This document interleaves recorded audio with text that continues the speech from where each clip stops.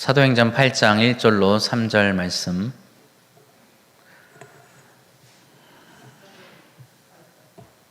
우리 하나님의 말씀을 한 목소리로 봉독하겠습니다.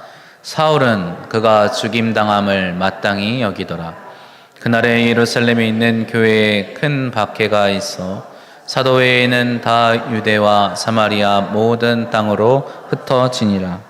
경건한 사람들이 스데반을 장사하고 위하여 크게 울더라. 사울이 교회를 각 집에 들어가 남녀를 끌어다가 옥에 넘기니라. 아멘.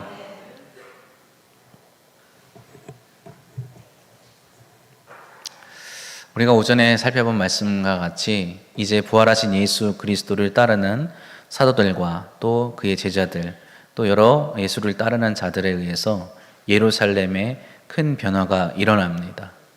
많은 역사가 일어나고 그 역사를 통하여서 많은 사람들이 이 일이 어찌 됨이냐라고 묻기 시작하였고, 이에 응답하여서 사도들을 비롯한 많은 성도들이 이 모든 것이 너희들이 십자가에 못 박아 죽인 예수 그리스도의 이름으로 말미암아 된 것이다 라고 증언하기 시작합니다.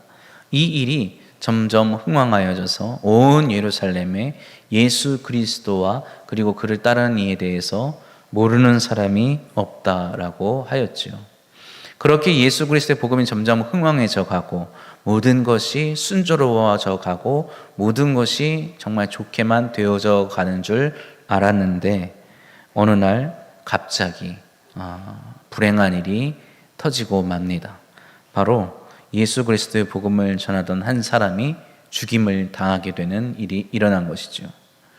오늘 본문 말씀 앞장에 있는 사도행전 7장에 있는 말씀을 보면 스데반이라고 하는 사람이 설교하는 내용이 온전히 그대로 담겨져 있습니다. 6장에 보면 이제 이 초대교회 안에서 7 일꾼을 택하여서 그 일꾼들로 하여금 교회의 전반적인 구제, 봉사, 헌신 이러한 일들을 맡겼는데, 그 사람들이 성령으로 충만하여서 그 모든 교회의 일들을 잘 감당하는 것뿐만 아니라 온 예루살렘에 복음을 전하는 데 앞장섰다고 나와 있죠. 그 중에서도 6장 8절 말씀에 보면 스데반이라고 하는 사람이 나오는데, 이 사람이 은혜와 권능이 충만하여 큰 기사와 표적을 모든 사람 가운데 행하였다고 하였습니다.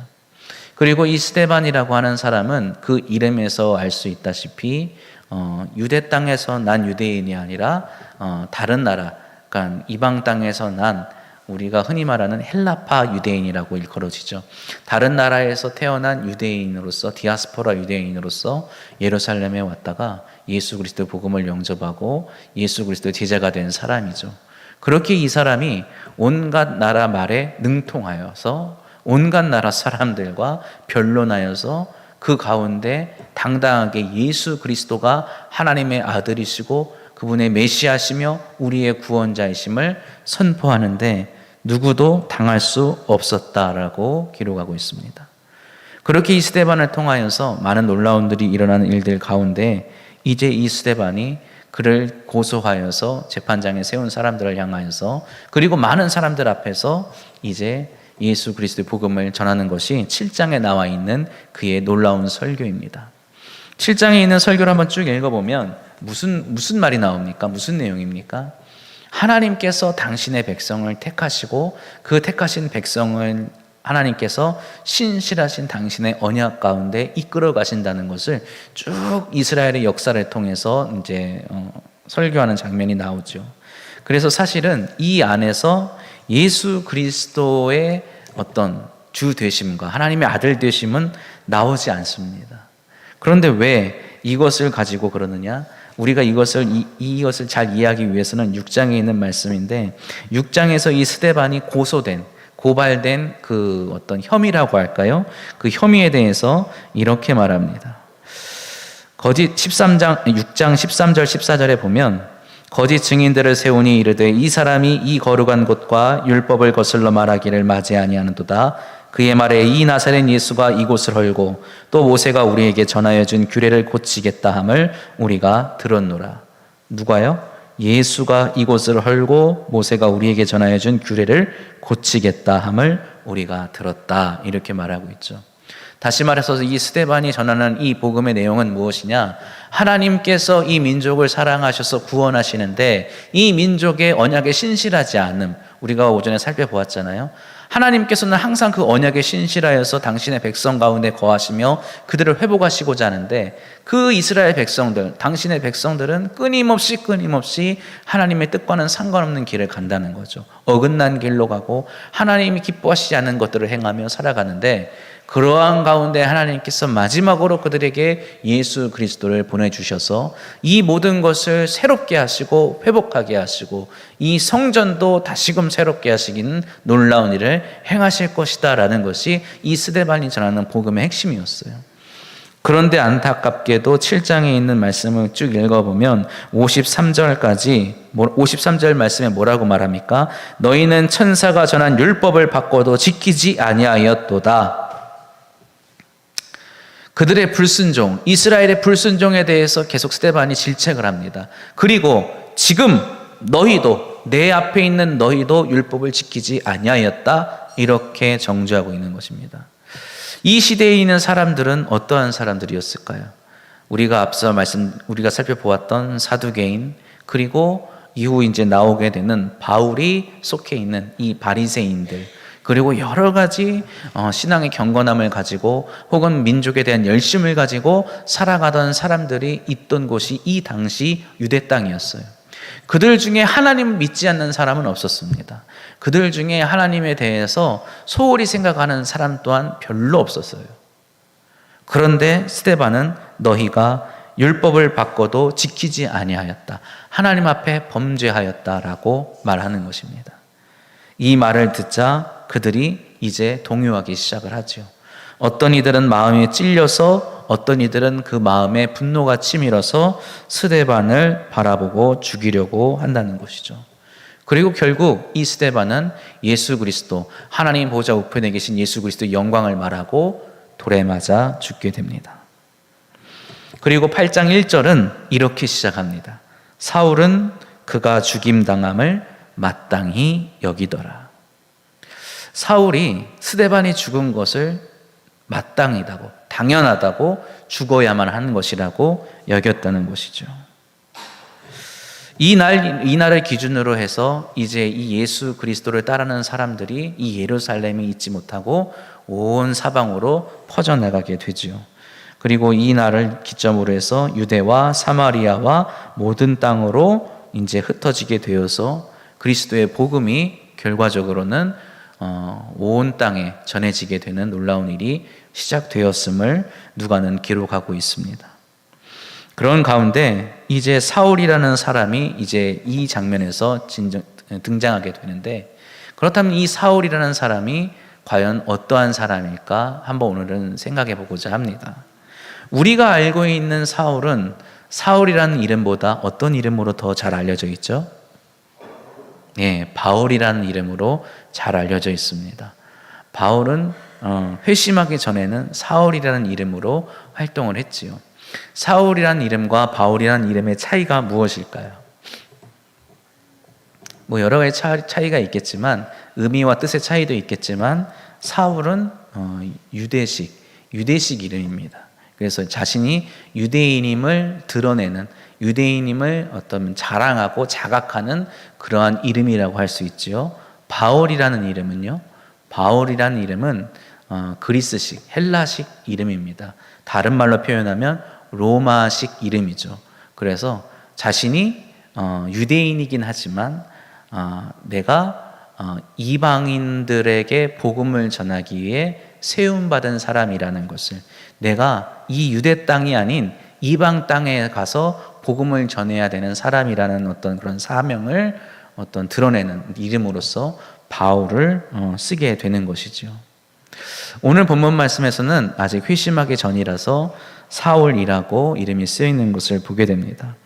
이 사울이라는 사람이 어떠한 사람입니까? 1절에는 스데반이 죽임을 당하는 것을 당연하게 여길 뿐더러 7장에 보면 7장 58절에 보면 성 밖으로 내치고 돌로 칠세 증인들이 옷을 벗어 사울이라 하는 청년의 발 앞에 두니라. 사울이라는 청년의 발 앞에 두니라. 이 말의 의미는 이 사울이라는 사람에게 판결을 맡기는 겁니다. 이 사람이 정말 하나님 앞에 이러한 죄를 범하였는데 우리가 이 사람을 돌로 쳐도 되겠습니까? 아니면 용서해야 됩니까? 아니면 다른 어떤 벌을 주어야 합니까? 이렇게 판결을 맡기는 거죠. 그럴 때 사울이 뭐라고요? 그가 죽어도 마땅하다고 여겼기 때문에 스데반을 돌로 쳐 죽이는 것이죠. 이런 것을 보면 어떤 학자들은 이 사울이라는 사람이 단순히 바리새인들 중에 열심을 가진 사람 정도가 아니라 그 당시에 종교 지도자 그룹인 산헤드린 공의회의 일원 중에 하나가 아니었을까 하는 어떤 추측도 하지요. 왜냐하면 여기에 있는 많은 열심히 있는 유대인들이 사울에게 그러한 것들을 위임하고 그의 명령에 따라서 모든 일을 처리하는 것을 볼 때에 그러한 일이 충분히 가능하다라고 여기는 것 같습니다. 아무튼 사울은 자신의 기준으로 스데반이 죽는 것을 당연하게 여겼어요. 그리고 더 나아가서 아주 놀라운 일을 행합니다. 3절 말씀에 보면 사울이 교회를 잔멸할세. 성경에 이런 표현이 나오는 것을 들어본 적이 있습니까? 잔멸하다. 진멸하다도 아니고 잔멸하다입니다. 왜 잔멸하다라는 아주 특이한 말을 썼을까요? 성경에 이러한 표현을 쓰는 적이 없기 때문에 그렇습니다. 우리가 진멸하다는 것은 보통 많이 쓰지 않습니까? 특히 구약 성경에 보면 진멸하다라는 단어를 씁니다. 무슨 의미로 쓰죠? 무슨 의미로 씁니까? 진멸하다. 죽이는데 어떻게 죽입니까? 남김없이 죽입니다. 남김없이 죽이는 것을 진멸하다라고 말합니다. 그러면 어감상 잔멸하다는 것은 어떤 것 같습니까? 예, 잔멸하다도 비슷한 의미예요. 남김없이 죽이는데 보다 더 적극적으로 이 헬라어 원문을 보면 날뛴다 그럽니다. 이리저리 날뛰면서 샅샅이 찾아내서 죽였다라고 하는 표현을 가지고 우리 성경에서는 좀 이렇게 좀 부드럽게 잔멸하다 이런 표현으로 썼습니다. 그러니까 이 사울이라는 사람이 얼마나 무섭고 잔인한 행동을 했는지를 이 한 절에다가 담아낸 것이죠. 그가 어떻게 했습니까? 각 집에 들어가 남녀를 끌어다가 옥에 넘겼다라고 하고 있죠.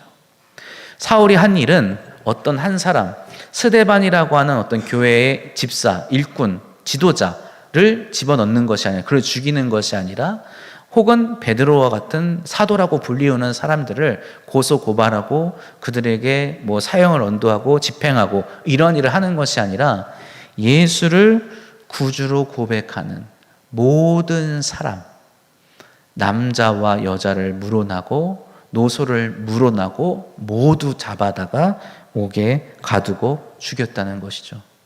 이것은 그때 당시에서도 굉장히 흔치 않은 일이라고 볼 수가 있어요.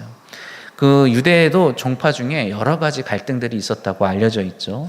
우리가 흔히 알려져 있는 세례 요한이 속해졌을 것이라고 추측하는 에세네파라는 사람들이 있습니다. 이 에세네파라는 사람들은 그 당시에 있는 그 예루살렘에 있는 성전을 부정하는 사람들이었어요. 성전이 이미 회파되었고 하나님께서 그 성전을 버리셨기 때문에 예루살렘에 있는 성전은 더 이상 하나님의 성전으로서 기능하지 않는다. 그럼 누가 성전이냐?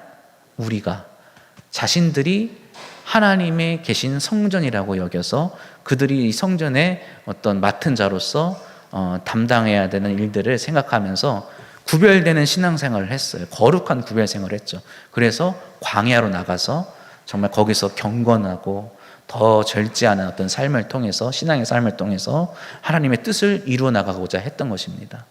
그런 어떤 에세네파 그리고 아까 말씀드린 바리새파, 사두개파 각각의 유대교 종파들이 각각이 가지고 있는 신앙의 가치관을 가지고 어떻게 했어요? 하나님을 섬긴 겁니다. 하나님을 섬긴 거예요. 그런 관점에서 보면 이 사울이 한 행위는 무엇일까요? 사울이 왜 이렇게 무서운 일을 했을까요? 그가 무슨 이유 때문에? 하나님을 뭐 했기 때문에? 섬기기 때문에 한 일이라는 거예요.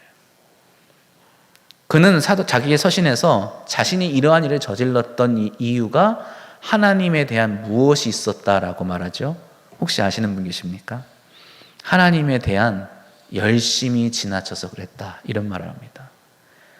사울은 자신이 이러한 사람들을 죽이고 옥에 가두고 하는 일들을 그들에 대한 어떤 감정이 있어서가 아니라 하나님에 대한 열심 때문에 그랬다라고 하는 것이죠. 사울이 믿는 하나님은 어떠한 하나님이기에 이 사람들이 그를 옥에 가두게 하고 그가 옥에 가두게 하고 그가 이 사람들을 죽이기까지 했을까요? 사울이 고백하는 하나님은 그 당시 바리새인들이 고백하는 하나님과 별반 다르지 않았을 거라고 추측을 합니다. 왜냐하면 자신이 바리새인의 가문에서 바리새인의 교육을 받았고 그 당시 예루살렘에서 바리새인 중에 가장 유명하다고 알려져 있는 가말리엘의 제자로 들어가서 공부를 했다고 자신이 말하기 때문입니다. 바리새인들은 어떠한 말들을 주장했을까요? 여러 가지 것들이 있겠지만 우리가 성경적으로 이렇게 보면 바리새인들이 마냥 좀 나쁘고 아주 좀 못된 사람처럼 비춰지지만 그 당시 시대에서 바리새인이라고 하면 굉장히 훌륭한 사람들 중에 한 사람들이었습니다. 유대 역사가인 요세푸스의 기록을 살펴보면 이 바리새인들이 주장하는 것은 굉장히 믿음과 삶이 일치되는 것이었어요. 하나님을 믿는 사람들은 삶 속에서 어떻게 해야 된다? 어떻게 해야 된다? 정직하고 바르게 살아야 한다. 착한 일을 하고 선한 것을 추구하며 살아야 한다. 하나님을 믿는 사람은 단순히 신앙으로만 열심으로 살아가는 것이 아니라 삶 속에서 깨끗하고 구별되고 정결한 삶을 살아가야 한다는 것이죠. 그것이 단순히 주님께서 바리새인들을 책망하셨던 것처럼 먹는 것, 정결법 이런 것에만 관련된 것이 아니라 그들은 도덕적으로 사람들을 대할 때 우리가 일을 할 때에도 성실하게 정직하게 행할 것을 추구하였고 그렇게 하라고 가르치던 사람들이었어요. 바리새인들이 이러한 일들을 가르치는 이유는 무엇이었느냐? 요즘 들어서 이제 최근이라고 하지만 이미 수십 년 동안 바울에 대한 연구의 결과이긴 합니다만 바울의 쇄관점이라고 하는 것이 있습니다. 바울을 좀 더 이렇게 깊이 연구하는 어떤 학문의 한 형태인데 그곳에 보면 이러한 이야기를 해요. 바리새인들이 믿는 이 하나님이라는 것은 특별히 이 바리새인의 교육을 받은 사울이라는 사람이 믿는 하나님이라는 분은 단순히 어떤 선한 행실로 선한 어떤 일들을 통해서 구원해 주시는 분이 아니라는 거예요. 우리가 율법을 생각할 때 그런 생각을 많이 하지 않습니까? 바울이 왜 율법을 부정합니까? 왜 바울이 율법을 따르는 것을 정죄합니까? 우리가 율법을 따름으로 율법을 행함으로 구원을 받을 것이라고 여기기 때문이라고 배우지 않습니까? 근데 바울은 엄밀하게 말하면 그것이 아니라는 거예요. 바리새인들은 그렇게 말하고 있지 않기 때문입니다. 바리새인들은 뭐라고 말하느냐? 선을 행하면 구원을 얻는다가 아니라 선한 일을 하는 사람에게 하나님이 구원을 주신다라는 겁니다. 이 말의 차이가 좀 느껴지십니까? 선한 행실을 함으로 내가 구원을 얻는다가 아니라 선한 행실을 하는 사람에게 하나님이 구원을 주신다는 것입니다. 하나님이 구원을 주신다는 것은 제가 볼 때는 별 차이가 없어요. 하나님이 은혜를 주시는 겁니다. 하나님의 은총으로 구원을 받는 거예요. 그래서 이때 당시에 예수를 따르지 않는 사람들도 메시아를 고대했습니다.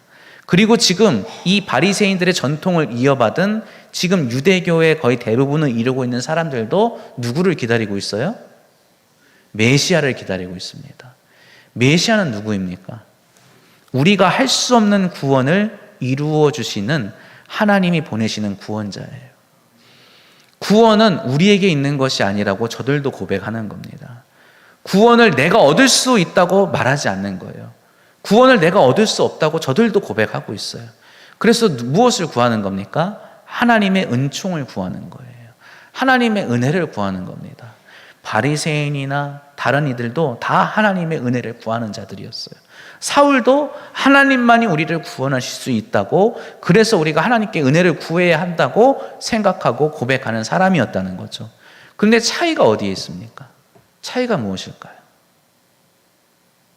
바리새인을 비롯한 사울은 하나님이 명하신 이 율법의 계명을 잘 지키는 자만이 하나님의 은혜의 구원을 받을 수 있다라고 여겼던 것입니다. 그래서 그것을 지키는데 온 열정을 다하는 것이 곧 바울이 말하는 뭐였어요? 열심이었어요. 열심. 그래서 바울이 볼 때 이 계명을 지키지 않는 자들은 어떠한 사람들이에요? 구원의 은총에 들어갈 수 없는 사람들이었다는 거죠. 그리고 이러한 것을 지키지 않아도 된다고 하는 사람들은 곧 어떤 사람들입니까? 하나님의 은혜의 복음을, 은혜의 복음을 어지럽히는 사람들이었어요. 그 시작이 누굽니까? 사울이 볼 때는 그 시작이 누구였어요? 예수라는 사람이었어요. 예수님은 내가 안식일의 주인이라고 말씀하시면서 모세가 계명으로 정해놓은, 그리고 그 계명에 따라서 안식일을 범하지 말라는 계명에 따라서 장로들이 정해놓은 계명 중에 하나인 이 안식일에 하지 말아야 할 것들을 일일이 어떻게 해요? 범하시면서 살아가시죠. 병든 사람을 고쳐주시고, 그리고 눈이 보이지 않는 사람을 고쳐주시고, 이러한 손이 마른 사람들을 고쳐주시고, 이러한 일들을 하시면서 예수님께서 이러한 것들을 굳이 지키지 않아도 된다라고 말씀하시는 거예요. 바리새인인 사울의 입장에서 보면 그 행위는 무엇입니까? 하나님의 은혜의 복음을 어지럽히는 거예요. 사울도 하나님의 은혜를 사모하는 사람이었어요. 그러나 예수가 말하는 그러한 방법으로는 하나님의 은혜가 임하지 않는다고 그는 생각했던 것입니다. 그렇기 때문에 이제 예수가 말하는 그 복음, 더 나아가서 예수를 구주로 고백하는 이 스데반과 같은 사람들이 말하는 것처럼 더 이상 성전에 나가서 제사를 드리지 않아도 되고, 더 이상 안식일을 그렇게 계명을 지키지 않아도 되고, 오직 무엇으로? 예수 그리스도의 이름으로 하나님의 구원의 은총을 얻을 수 있다고 말하는 것들은 사울의 입장에서는, 사울의 믿음에서는 도저히 받아들일 수 없게 된 것이라는 거죠. 이런 어떤 사울의 어떤 생각과 믿음을 한번 잘 생각해 보시고 사도행전을 쭉 읽어 나가시고 그의 서신서를 읽어 나가면 정말 많은 것들이 보이게 됩니다. 제가 오늘은 굉장히 좀 딱딱하고 재미없는 말씀을 좀 전하는 이유는, 우리가 이제 이후로는 사도행전과 바울의 서신서를 함께 이렇게 살펴보면서 바울이 전하는 복음이라는 것은 무엇인가에 대해서 좀 살펴보고 공부해 보려고 합니다. 그래서 처음 바울이 등장했던 이 사울의 말씀을 가지고 바울이 아닌 사울이 생각하는 믿음, 바울이 아닌 사울이 믿었던 하나님에 대해서 이야기를 나누고자 한 것이죠. 우리가 하나님을 어떻게 생각합니까? 하나님은 나를 어떻게 생각하시는 분이십니까? 나를 사랑하시는 분이시죠. 믿으십니까? 하나님은 나에게 사랑하셔서 구원을 주시는 분이십니다. 그 구원을 나에게 주시기 위하여 당신의 사랑하는 독생하신 아들, 누구를? 예수 그리스도를 보내주신 분이십니다. 그렇게 우리는 그 예수 그리스도를 우리의 유일한 구원자로, 구세주로 고백하면서 이 예수를 구주로 영접한다고 고백하는 사람들이죠. 하나님이 주시는 구원의 은총을 오직 누구를 통해서만? 예수 그리스도를 통해서만 얻게 된다고 고백하는 사람들입니다. 그러나 초대교회로 이후로부터 지금까지도, 그리고 아마 앞으로도 계속해서 그런 사람들이 있을 겁니다. 예수가 아니라 다른 것을 통해서도 구원을 받을 수 있다. 하나님께서 우리에게 구원의 은총을 베풀어 주시는 것은 맞는데 예수만이 아니라 다른 것을 통해서도 할 수 있다 라고 말하는 사람들이 있을 겁니다. 혹 예수의 이름이 아닌 다른 이름, 다른 사람의 이름을 통해서 우리에게 구원의 은총을 준다라고 말하는 사람들도 있을 것입니다. 지금도 이 나라에 그렇게 주장하는 사람들이 있지 않습니까? 예수의 시대는 끝났고 이제 다음 시대가 와서 내 이름으로 너희에게 구원의 은총, 하나님이 주시는 구원의 은총을 준다고 주장하는 사람들이 있죠. 그리고 그를 따르는 수많은 사람들이 어떻게 합니까? 세상 사람들이 볼 때는 교회와 별반 다를 것 없이 선하게 살고 아주 덕스러운 일을 하고 좋은 일들을 하며 살아가고 있습니다. 그런데 우리는 저들과 무엇이 다르다고 말할 겁니까? 저들도 하나님을 믿고 저들도 예수를 말하고 우리도 하나님을 믿고 예수를 말하지 않습니까? 우리가 생각하는 예수 그리스도의 이름이라는 것은 오늘 우리가 오전에 나누었던 정말 그 집의 모퉁이의 머릿돌처럼 되는 것처럼 정말 포기할 수 없는, 양보할 수 없는 것이라는 것을 기억하시기를 바랍니다.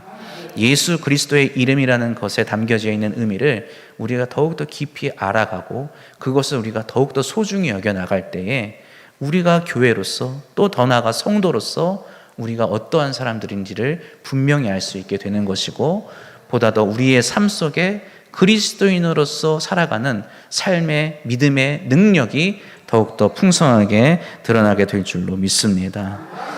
우리가 앞으로 이러한 것들을 함께 공부하고 살펴보고 가면서 더욱더 하나님께 주시는 풍성한 은혜를 통해 우리 광남교회 안에 그리고 또 우리 믿음의 가정과 삶 가운데 또 새로운 또 부흥의 불길이 일어나기를 소망합니다. 기도하겠습니다. 하나님 아버지,